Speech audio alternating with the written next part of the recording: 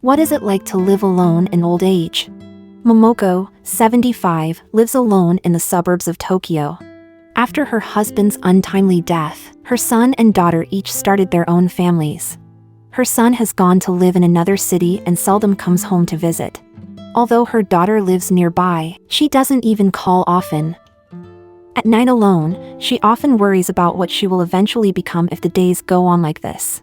What's even stranger is that recently, 3 people have suddenly appeared in the house. They always appear when no one is around, speaking the dialect of their hometown and chatting with Momoko about trivial family matters. She wondered who the 3 were, while the other replied cheekily, "We are you." Momoko was helpless and could only watch them fool around. People often say that loneliness is a person's carnival, and this is probably the state. After living alone for a long time, one always unconsciously gives poetry to solitude. But this poetry often belongs only to the slightly drunken night or romantic rainy day. And at other moments, loneliness is loneliness, and there is nothing new. For example, every day when Momoko wakes up, there is always a voice in Momoko's ear saying, "Go back to sleep, today is nothing different from yesterday, there is nothing to do when you get up." Despite this struggle, she still crawls out of her blanket on time, goes to the kitchen to fry herself an egg, and then turns on the TV to chill out and eat her breakfast. Then, it was time to take the pills. Pills of various colors are swallowed in one gulp, both bitter and sweet. Applying the plaster to herself was a technical task, but she bowed and held her back with skillful movements, as if she had mastered all the essentials. After getting ready for the new day, there wasn't really much for Momoko to go to. Today she went to the hospital, where the waiting room is an important place for the elderly to consume their time, and amidst the whispered chatter of a group of her peers, Momoko drifted off to sleep. And by the time the nurse calls her name, an hour has slipped by. In the consultation room, she told the doctor about the 3 people in her head and worried if it could be a precursor to dementia. And the doctor's answer was simple and straightforward. You'll have to go to a major hospital to get checked out. Nowadays, doctors are young and do not know how to understand the mood of the elderly. Momoko could only return home resentfully. In the afternoon, the car salesman visited. He was the most frequent visitor to Momoko's home. Momoko was happy to prepare tea. It is always good to have someone to talk to. The salesman, on the other hand, had a clear purpose. He visited her several times, but only to persuade her to rent a car of her own brand. As the saying goes, the wanderer is far away, the car is near. Very often, the near car is more useful than a child from afar. If you want, you can think of me as your son.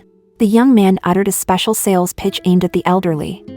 Momoko knew it was sales talk, but was still instantly touched and smiled.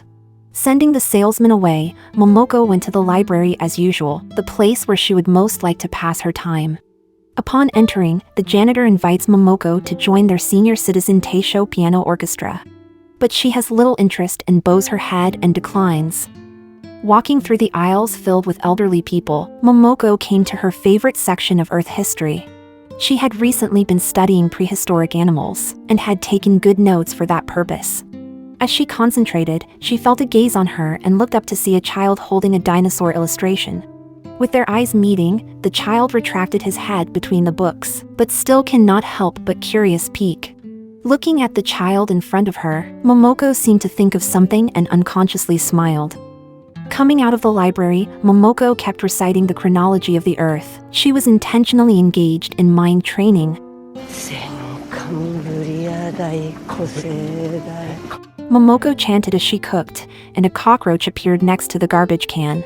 She remembered that when she was young, she would scream and call out to her husband when confronted with this scene. And now, the only thing she could do was to wield the newspaper like a swordsman to kill the vermin. It was late afternoon, and Momoko ate dinner alone again. "Didn't I just have lunch?" she muttered. The 3 men reappeared and climbed up to talk with her. But Momoko was a little tired, and she began to recite the Earth Memorial Year. The 3 men fled as if they had heard a spell. At that moment, Grandma suddenly appeared in front of her. When she was young, Momoko always avoided her grandmother's old eyes, but now that she has reached this age, she finally understands the feelings of the senior citizen in her old age. Everything in this world goes back and forth in cycles. 70 years later, she is also experiencing aging. What should be done? It's going to be okay. It's going to be okay. She reassured herself as she played with the sandbag her grandmother gave her. Grandma held out her hand and Momoko pulled up the senior citizen's pale skin as she did when she was a child. In looking down, her own hands also became this way. It turns out that when one grows old, one really feels lonely. Whenever she sees the dusk at sunset, she always feels bad in her heart. "I'm sorry, Grandma, can you forgive me?" With tears streaming down her face, she apologized to her grandmother for her childhood coldness. "I forgive you." Grandma stroked her shoulder and smiled reassuringly. At that moment, a gust of wind blew by and everything returned to reality. The house was empty and unoccupied, and Momoko hastily got up and closed the door. An old woman's self-talk is not to be seen by outsiders. Another day, another struggle to get up. The same omelette, the same breakfast, the same sitting in front of the TV and eating it all alone. In the news of the completion of the gymnasium was being shown. Momoko remembered how she had come to the city alone when she was young. It was the time when Tokyo was hosting the Olympic Games for the first time, and she had to accept an arranged marriage arranged by her parents to a man she did not know. Just a few days before the wedding, she chose to run away. At night, the station was filled with parting wishes and instructions. She was the only one who was alone. "I will be a woman of the new age, and I will have a brand new life." With this belief in mind, Momoko took a train to Tokyo. Her first job in the city was as a restaurant waitress. Momoko tried to fit in, but it was hard to change her accent. Because of her hometown accent, she was often teased by customers. But soon, Momoko made a friend. Inside the small staff dormitory, two girls eat hot pot and sing songs. The two drink wine and pour out their stories to each other. At that time, Momoko was young and still had countless dreams and aspirations. But for some reason, she still often dreamed of the snowy mountains back home, and always felt that changing her accent was a betrayal of her hometown. This is probably the usual state of mind of a wanderer. Soon after, however, Momoko meets a man who speaks with the same accent and has a loud voice as herself. Love comes suddenly, more rice than others and special style teacups are Momoko's way of expressing her love. One day she got up the courage to speak to him, and the two argued about the shape of the mountains in their old home in a familiar local accent. Love began in such small talk. Finally, Momoko found her hometown in the bustling city of Tokyo as well. Memories are always romantic, but time is gone. Today is Momoko's 75th birthday, and the only thing left with her is a picture of her late husband. The house was so cold that the only thing Momoko could do was to throw herself a birthday party in her head. The lights were gorgeous, the guests were full, and the picture of her husband was placed on the VIP table. In the middle of the stage, Momoko got up and sang a song, which was full of nostalgia for her husband. Half a lifetime together, there has been happiness and joy will be satisfied. The guest on stage did not buy it. He felt that Momoko was glorifying her life. She wanted freedom more than to devote her life to the man she loved. The guest on the other side of the table held the opposite view. While both sides were arguing, Momoko calmly spoke up and said, "I do regret that I shouldn't have lost myself for love. I thought I was a new woman, but I ran away from home to Tokyo and went back to my old ways. I now feel that freedom and independence are more important than love, and it's time to get rid of the shackles of love." Before the words were finished, freedom and love fought a group fight. The little theater came to an end in chaos and everything went back to being in the cold, except for the picture of her husband who was still smiling. Momoko eventually rented the car and signed the contract just in time to receive a scam phone call, which she easily dealt with. The salesman warned her not to be fooled. "Of course, I'm not going to fall for it," she responded hastily as if she was covering something up. When he left, the salesman said politely that he would come back to visit more often. "More useful than a child from afar?" Momoko asked jokingly. And the young man froze for a moment, seeming not to understand. The car was rented out, and what he had said himself was forgotten. When she went to the library again, the janitor invited Momoko to practice Tai Chi with her again, and she still refused. When she returned home, a police officer was waiting at the door. A neighbor complained that a tree branch in her yard was sticking out into the street and could be a danger. Momoko was helpless, and since her back injury, she can no longer go to prune the grass in the yard. The police had to personally take on Momoko's under the tree to cheer.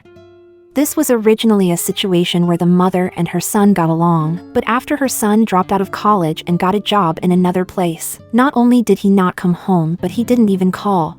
Now she can only experience these heartwarming routines with an outsider. So I decided to forget I had a son. It would make me feel better. Momoko smiled and said the heartbreaking things. The daughter, who lives nearby, also would not come when she has nothing to do, and she usually has a clear purpose when she comes once in a while. For example, this time, her daughter brought some daily necessities to Momoko and nitpicked the color of Momoko's new car, as if the car was rented for her. Then, she made clear the purpose of her visit: to borrow money. She wanted her child to go to a better art class, but she couldn't afford it with just a part-time job, so she wanted to borrow some money from her mother. It's just a hobby, but it's a good investment. The three people in the brain argued. When Momoko showed a few moments of hesitation, her daughter immediately changed her attitude. If your son asks, you will say yes, right? Some time ago, fraudsters cheated Momoko out of a sum of money in the name of her son, and while she didn't want to talk about it anymore, her daughter deliberately exposed her scars. 2.5 million yen is not a small amount of money. I'm sorry, Momoko whispered, like a child who had made a mistake. Eventually, her daughter achieved the purpose of the trip and happily packed up the things she wanted to take with her. When it was time to leave, the granddaughter said to Momoko, "Grandma, I really envy the freedom you have living alone. Mom is always in charge of me and scolds me." Momoko seemed to think of something. That night, she drank a lot of wine, not just in anger, but also in the realization that her daughter was going down the same old road she had. Today, her granddaughter wore a pleated skirt that Momoko herself wanted when she was a little girl, but Grandma couldn't afford to buy it for her. Later, her daughter also wanted it, so she stayed up all night sewing one. Momoko originally thought her daughter would be happy, but she grew up saying she didn't like the skirt and was forced to wear it, and she was angry at her mother for that. It was so hurtful. But the drunken Momoko continued to chant, "I'm sorry, my girl, I'm sorry. But I am your mother." Another day, the rowdy trio unexpectedly did not show up. Momoko got up early to prepare the bento. The double-yolked egg should be a good omen. The weather was fine, and after dressing up, Momoko went out with a smile on her face. She did not choose to take the car, but just walked forward on foot. A child suddenly appeared and led her to the middle of the forest, and the door of time seemed to be opened. Her childhood son was frolicking with a group of playmates, and her younger self appeared in front of her. The children told her that there was an entrance to the deep forest. In reality, she also followed her memory and walked into the dense forest.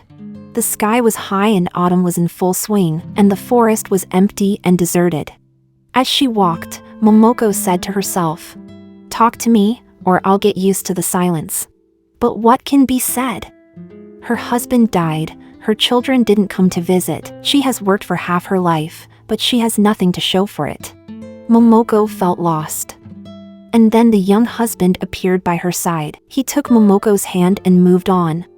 "When did I shine the brightest, do you think? Was it when I met you? Or when I was too busy raising 2 children?" Momoko asked her husband. The husband replied, "I don't know." And Momoko told him, "In these years after your death, I feel like I'm shining the brightest.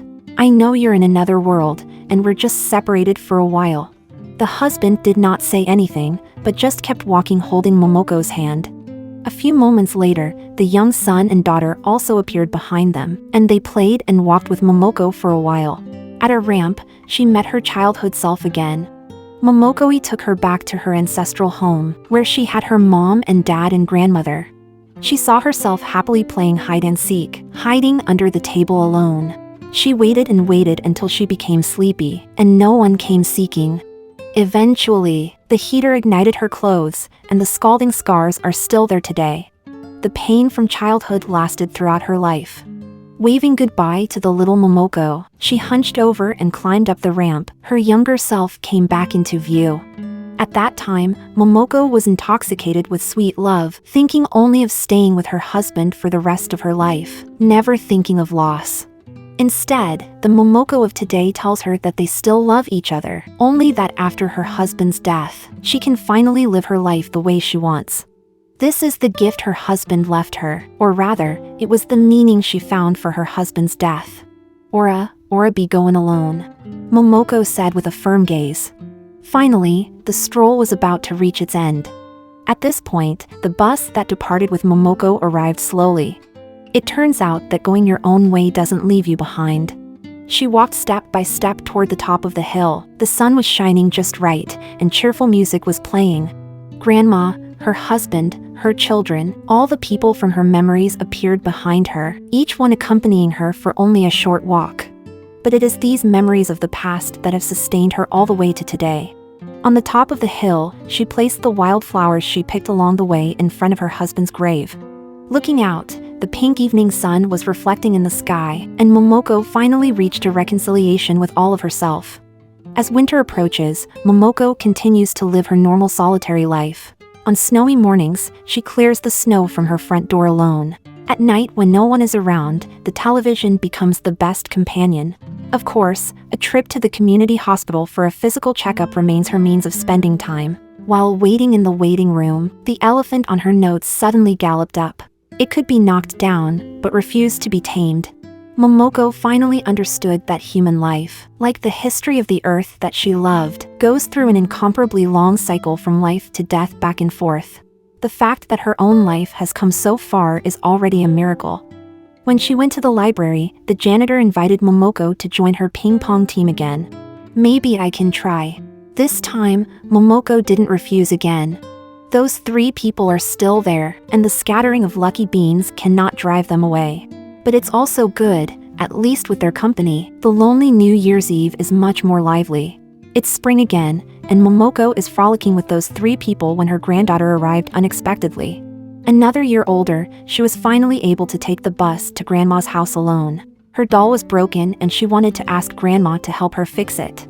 During the small talk, the dialect of the old home came out. Momoko was going to explain, but her granddaughter unexpectedly understood. Mom also speaks the dialect of her hometown when she's excited. She told her grandmother. Momoko lowered her head as if she thought of something, then asked in the dialect. 新しい服作ってやるべが。